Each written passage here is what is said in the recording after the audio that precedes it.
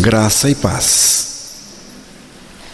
Vamos continuar nas meditações, leituras que estamos fazendo na carta do apóstolo Paulo aos Tessalonicenses, capítulo 3, versículos de 1 a 5. Vamos ouvir com atenção a leitura da palavra de Deus, que é o momento mais importante quando nós vamos ouvir a leitura, que é Deus falando para nós. Finalmente, irmãos, orai por nós, para que a palavra do Senhor se propague e seja glorificada, como também está acontecendo entre vós, e para que sejamos livres dos homens perversos e maus, porque a fé não é de todos. Todavia, o Senhor é fiel. Ele vos confirmará e guardará do maligno. Nós também temos confiança em vós no Senhor, de que não só estáis praticando as coisas que vos ordenamos, como também continuareis a fazê-las. Ora, o Senhor conduza o vosso coração ao amor de Deus e à constância de Cristo. Que Deus revele a sua palavra aos nossos corações. Bem, depois que o apóstolo Paulo falou da apostasia final do homem do pecado, do homem da iniquidade, do anticristo futuro, que há de ser revelado ainda, e da brutal perseguição que assolará os crentes fiéis em Cristo no tempo do fim, ele também informa, alerta os irmãos amados. Esta é a expressão que Paulo usou, que eles estão constantemente sob ataque do inimigo. O maligno não dá trégua para a igreja de Cristo. E nem a igreja de Cristo deseja essa trégua do maligno. Não queremos a trégua dele.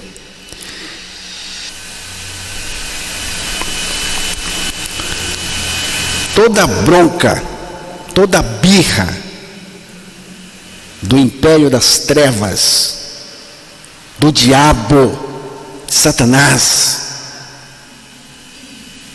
é contra Cristo, é por causa de Cristo, e por causa dele, contra a igreja, porque você é dele. Satanás tem um ódio da igreja. Você não imagina o ódio que ele tem da igreja. Por quê? Porque Jesus morreu pela igreja. Ele deu tudo pela igreja. Ele ama a igreja. É a noiva dele. Satanás tem ódio disso, por causa de Jesus. Então ele quer destruir a igreja dele. Toda a bronca dele é por causa de Cristo. E Paulo está falando um pouco disso na leitura que ouvimos aqui no início. De quais trincheiras vinham esses ataques contra a igreja de Cristo? Vamos ouvir novamente, segunda carta aos Tessalonicenses, capítulo 3, versículo 2 e 3. e para que sejamos livres dos homens perversos e maus, porque a fé não é de todos. Todavia o Senhor é fiel, Ele vos confirmará e guardará do maligno. Nós também temos confiança em vós no Senhor, de que não só estáis praticando as coisas que vos ordenamos, como também continuareis a fazê-las.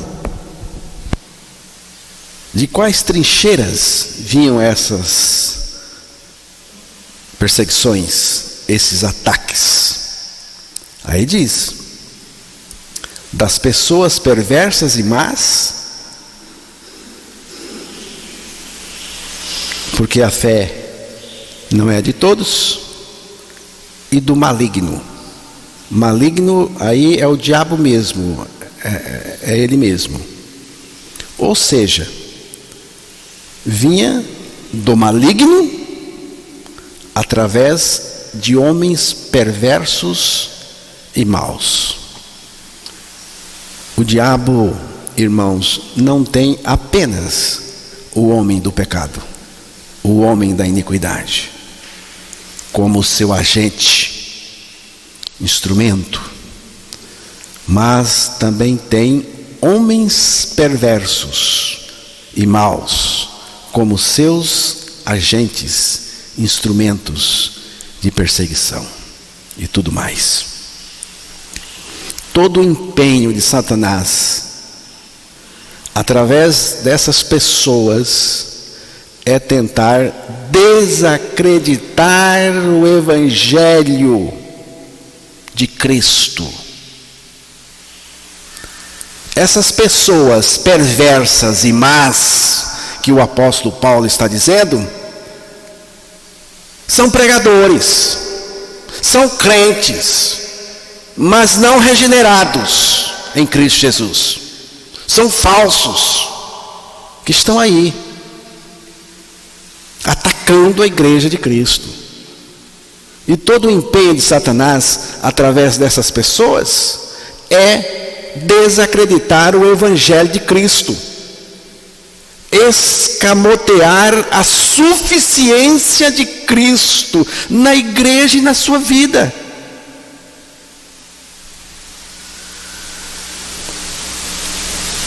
Tudo isso é para distanciar a pessoa da suficiência de Cristo e do Evangelho.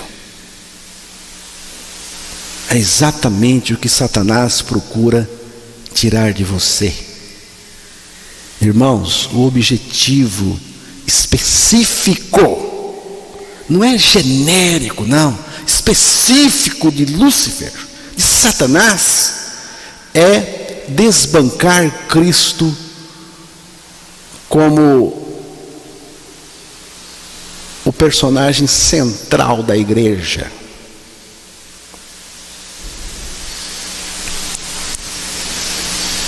Como o provérbio popular que diz: o mágico escamoteou o lenço num piscar de olhos. Ninguém viu, sumiu. Porque escamotear é isso, é fazer desaparecer assim discretamente, sem que ninguém perceba. Essa é a ideia de escamotear, fazer desaparecer sem que ninguém perceba. É o que está acontecendo nas igrejas, né? Acabou a mensagem, né? Ninguém prega o Evangelho. Cadê Cristo? As pessoas não estão entendendo isso, não estão nem vendo isso. Ah, que mensagem bonita. Pois é, você não está vendo, porque o diabo já cozinhou você. Há um cântico onde nós confessamos a suficiência de Cristo. Meu tudo é Cristo, meu tudo é Cristo, nada mais me falta, a sua graça me basta, meu tudo é Cristo. Você crê nisto? É a sua realidade? Quando uma pessoa ganha esta visão de que Cristo é o nosso tudo, pela revelação do Espírito de Deus por meio da palavra, essa pessoa não vai conseguir tirar os seus olhos de Jesus Cristo. Não vai. Ela vai ficar fixa, focada nele o tempo todo, até o fim. Eu li um artigo com o título Educação é Tudo. Mas eu não pude concordar com essa frase, porque a palavra de Deus diz que quem é tudo é Cristo. Cristo é tudo e somente Ele é tudo. E a educação? A educação eu acho que é muito importante mesmo. Mas tudo é Cristo. Só Ele é tudo neste mundo. É extremamente gravíssimo se distrair da suficiência de Cristo, viu? Não é grave não, é gravíssimo. O principal objetivo de Deus é revelar Cristo em nós como nosso tudo. E o objetivo do diabo é esconder isso em você. Então, o que é preciso descobrir? Que Cristo é o nosso tudo e nada mais além dele. E quando você tem Cristo, você tem tudo. E não precisa de mais nada na vida espiritual, porque Ele é tudo.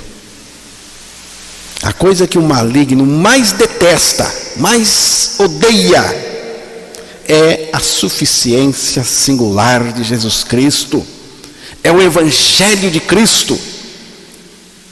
Porque pelos critérios do Evangelho, eu morri com Cristo naquela cruz. E morri para o pecado. Também ressuscitei com Cristo.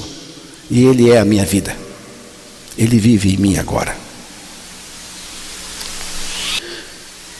Como é bom saber que Cristo é o nosso tudo.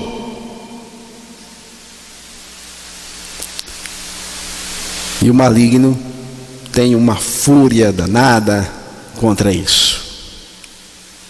Todas as vezes que você abordar a suficiência singular de Cristo, o staff das trevas se levanta para tentar destruir a pregação da suficiência de Cristo. O cristianismo genuíno, verdadeiro, só tem uma mensagem para anunciar: a suficiência total de Cristo para nossa total insuficiência, nosso total fracasso, falta de condição. Eu creio que eu não tenho nada para oferecer a Jesus Cristo senão os meus pecados que Ele levou lá na cruz. Mas Ele tem a sua infinita graça para oferecer para mim. E isto é maravilhoso. Todo projeto de restauração e de salvação se acha na pessoa suficiente de Cristo. A novidade de Deus para nós é a pessoa de Cristo, irmãos. Qual é a novidade de Deus para nós? É a pessoa de Cristo. A cada grito do seu coração, Deus tem uma revelação para você. O meu filho, Jesus Cristo, é Ele que você precisa. Mas eu estou necessitado, Deus diz, o meu filho. Cada grito do seu coração, a revelação de Deus é uma só, é o Filho dele. Precisamos crer e descansar. Cristo é o centro da revelação das Escrituras. A tendência é pedir ao Senhor por uma, duas, 3, 50, 1000, 1 milhão de coisas. E pensamos que isso é importante. Porém, Deus nos mostra Cristo como o nosso tudo. O cristianismo verdadeiro não é um amontoado de coisas. É uma coisa só. Cristo. O que existe é uma pessoa, Cristo. Você percebe a diferença? São dois caminhos distintos. Um se apega às coisas que Cristo dá. O outro se envolve com Ele mesmo. Um se apega às bênçãos, o outro se apega ao abençoador. Em qual dos caminhos você está? A essência da vida cristã não é alguma coisa que Cristo nos dá. É Ele mesmo se dando a nós. O que Deus nos outorga é Cristo, integralmente. Irmãos, não há nada impessoal no cristianismo. Tudo depende da pessoa de Cristo, em mim e eu nele. É uma relação muito íntima. Você em Cristo, Cristo em você. Quando nós ganhamos esta revelação da pessoa de Cristo, ganhamos também a correta compreensão das Escrituras. Onde Deus quer chegar com cada um de nós? Cristo em vós. Para mim o viver é Cristo. É aí que Ele quer chegar. Cristo minha vida. O desespero do diabo é um desespero que visa conduzir para longe a pessoa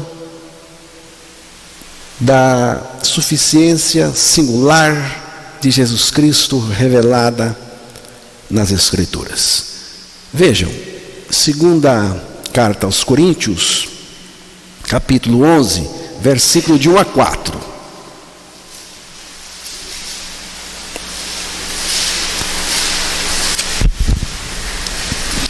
Quisera eu me suportasse um pouco mais na minha loucura.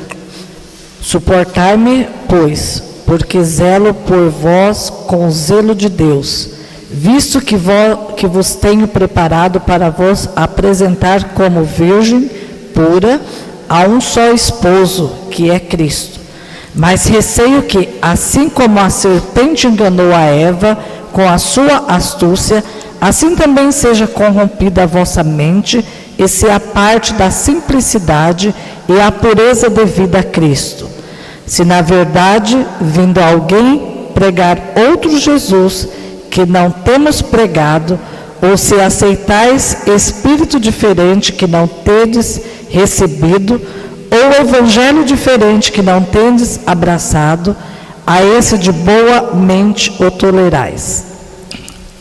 Você vê, Paulo está mencionando a serpente, aquela que chegou de mansinho, chegou lá com muito jeito no jardim. Essa serpente, ela também está aí no meio do povo, fazendo esta obra que ela tem para fazer, ou tenta fazer, que é afastar as pessoas da suficiência singular de Jesus Cristo, através de outro evangelho, de outras coisas. Então, irmãos, desviar a pessoa da suficiência de Cristo é o objetivo da serpente. E isso abre a porta para todo tipo de aberração. Quando uma pessoa, uma igreja, ela é afastada da suficiência singular de Jesus Cristo, então a porta se abre para todo tipo de aberração, falsas doutrinas, legalismo, libertinagem, humanismo, sincretismo, todo tipo de aberração. O foco da atenção passou de Cristo para as pessoas e as suas coisas. O emocionalismo toma conta da adoração. O culto vira balcão de negócio. E o evangelismo é substituído por conselhos psicológicos. A ciência cristã. Vamos resolver aqui com conselhos psicológicos. E a cruz fica onde? Ela não resolve? E a palavra de Deus não tem poder para resolver?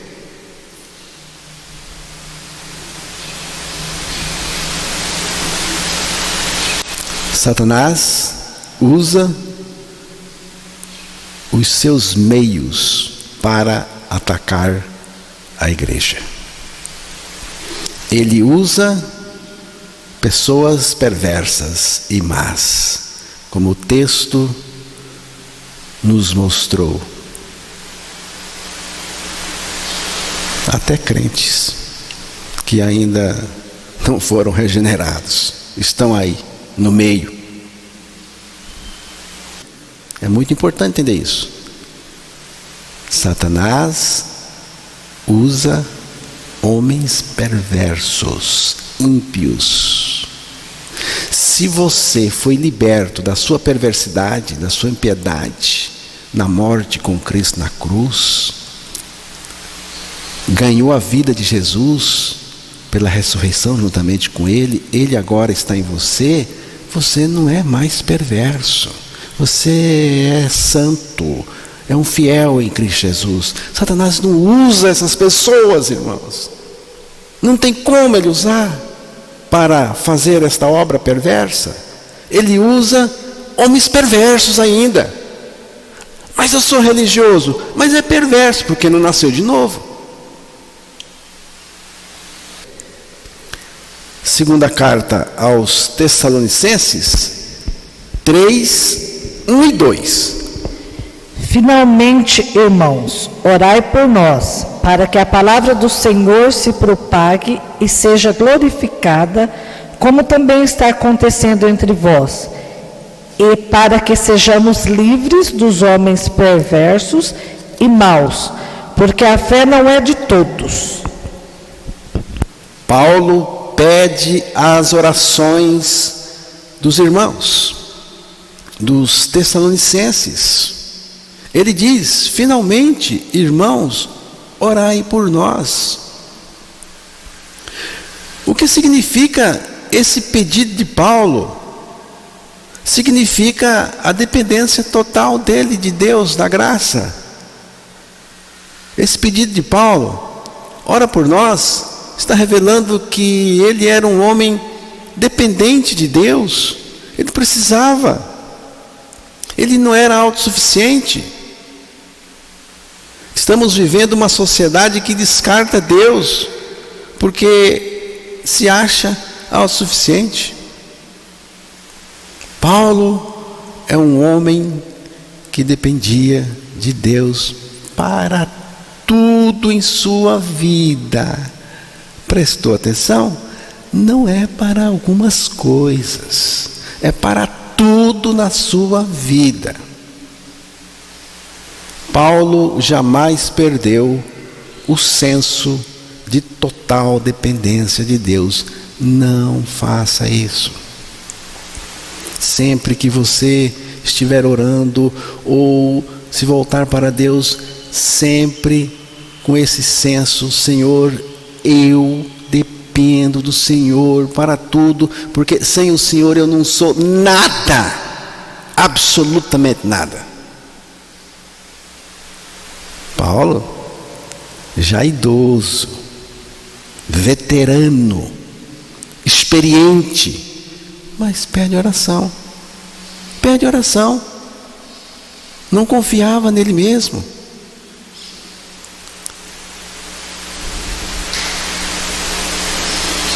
Quais assuntos levaram Paulo a pedir orações daqueles irmãos? Cura? Não foi cura.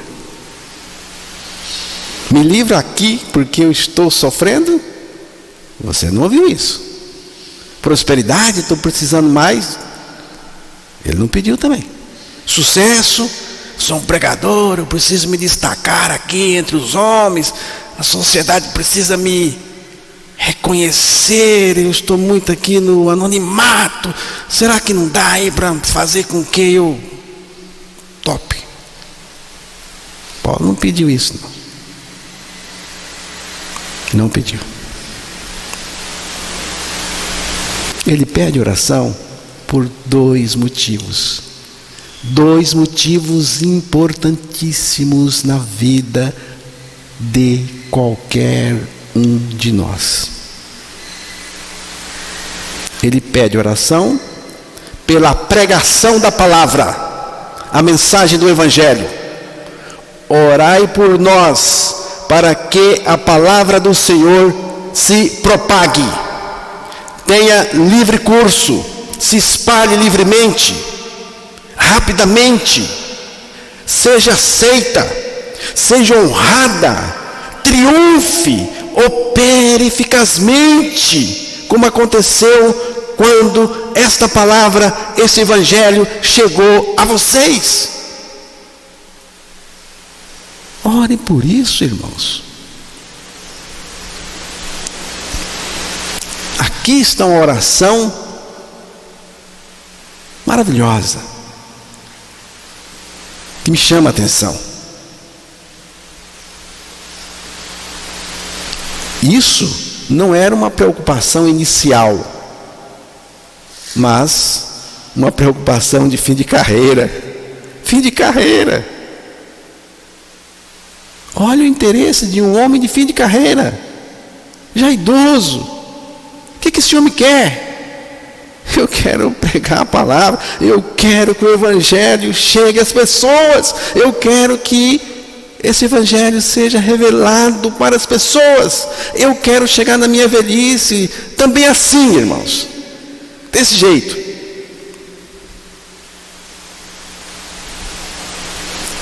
Paulo estava idoso, só que ele não estava de molho,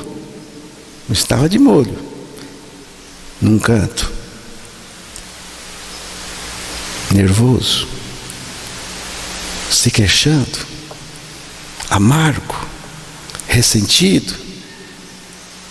Não estava de molho, se lamentando. Paulo estava apaixonado por Jesus Cristo e pelo Evangelho. Que coisa linda! Pela palavra.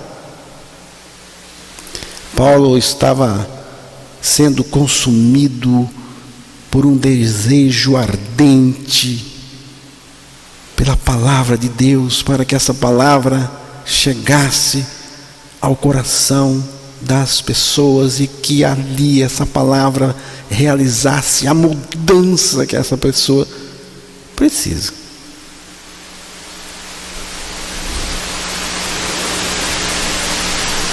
Se você não é assim, tenha certeza, a sua velhice vai ser bem amarga. Estou falando com vocês. Se você não é um apaixonado por Jesus agora,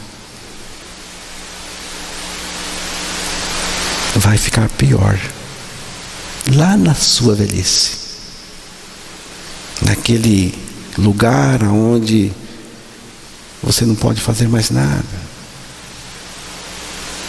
às vezes só na cama, ou só em uma cadeira, ou alguém cuidando de você. Mas ali, nesse lugar, você pode ser frutífero, porque até na velhice, diz a palavra, ainda dá fruto. Ele pede oração para que possa pregar com a mesma firmeza, coragem, fidelidade e principalmente precisão o Evangelho até o fim.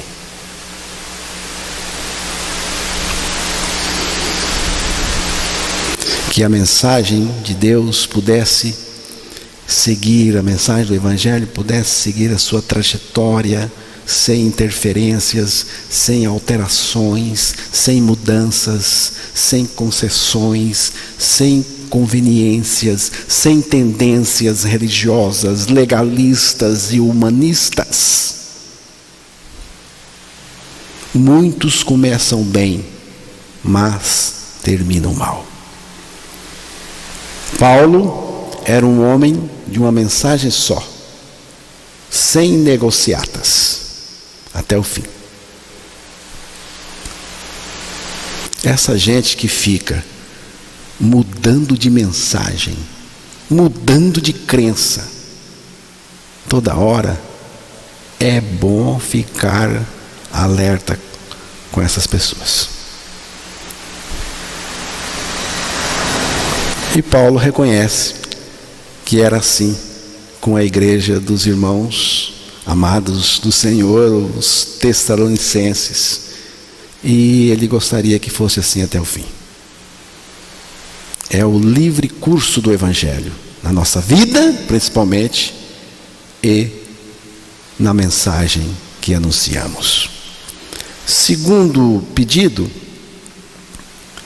ele diz aí: e para que sejamos livres dos homens perversos e maus. E para que sejamos livres dos homens perversos e maus, porque a fé não é de todos. Quem são esses homens perversos e maus? São aqueles que não gozam de uma experiência verdadeira de libertação em Cristo, mas vivem ensinando essas pessoas, mas ensinando não o Evangelho verdadeiro, enganando, desacreditando. É gente que não crê, porque na sequência ele disse: porque a fé não é de todos. É gente que não crê, porque você precisa crer. Paulo queria ser livres deles.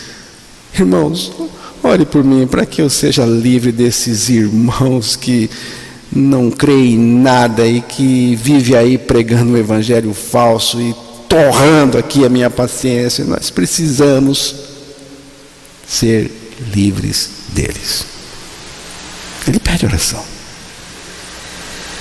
É gente perigosa. Temos que orar para que Deus nos livre desses pregadores falsos. Porque esses pregadores fazem um estrago danado onde eles pregam. Viu?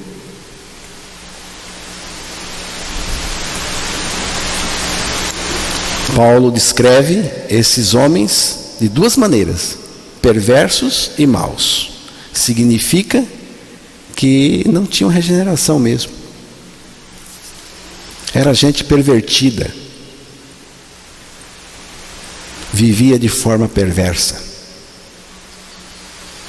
Era gente perversa, pervertida e pervertendo os outros em relação à mensagem.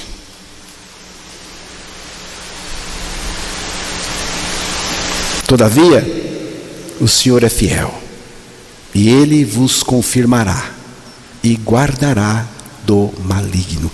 Maligno aqui, irmãos, é o diabo. Maligno aqui é o diabo. Todavia, o Senhor é fiel, Ele vos confirmará e guardará do maligno. Maligno é o diabo. Todavia, contudo, apesar disso, ainda assim, temos um Deus fiel. Apesar de tudo que está acontecendo, temos um Deus fiel. O Senhor é fiel. Quer dizer, apesar de gente perversa, apesar do maligno, apesar de sofrimento, tribulação, apesar dos ataques do maligno, o Senhor é fiel. Fiel para quê, irmãos, hein? Fiel para quê? Fiel para confirmar você e guardar você do maligno até o fim. Você precisa crer nisso. Temos confiança no Senhor. Quanto a vocês, de que não só estão praticando as coisas que lhes ordenamos, como também continuarão a fazê-las. Olha só, isso aqui é bonito. Aqueles irmãos estavam praticando e Paulo acreditava que eles iam continuar. Diferentes daqueles que não creem. Paulo diz: temos confiança no Senhor. Ou seja, há uma relação íntima entre quem confia no Senhor, porque é no Senhor. Quer dizer, eu nele e ele em mim. É uma relação que temos com o Senhor. Ora, o Senhor conduza o vosso coração ao amor de Deus e à constância de Cristo. É o Senhor mesmo, você está notando? É o Senhor mesmo, o próprio Jesus Cristo, que está conduzindo o nosso coração, primeiro, ao amor de Deus. Que coisa linda, irmãos. Jesus Cristo, Ele mesmo, conduzindo o nosso coração ao amor de Deus.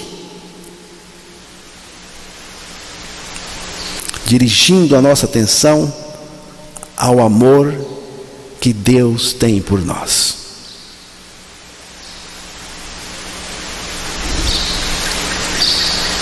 O Senhor, o próprio Senhor, conduz o nosso coração ao amor de Deus e à constância de Cristo. De Cristo. O Senhor aqui é Cristo. O próprio Cristo nos conduzindo à sua constância. Não é a minha, veja bem, é a dele, através de mim, porque é não mais eu, mas Cristo vive em mim. Constância, o que significa? Estabilidade,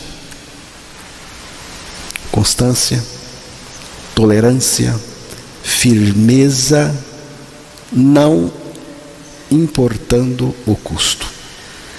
É a característica da pessoa que não desvia o seu propósito, a sua lealdade de fé, a sua piedade, mesmo diante das maiores provações e sofrimento. Fala daquela paciência, ou aquela graça para suportar os ataques, as coisas que vêm de fora contra nós. Enquanto aguardamos a parousia, a sua volta, a sua chegada, o advento da vinda do Senhor para nos arrebatar.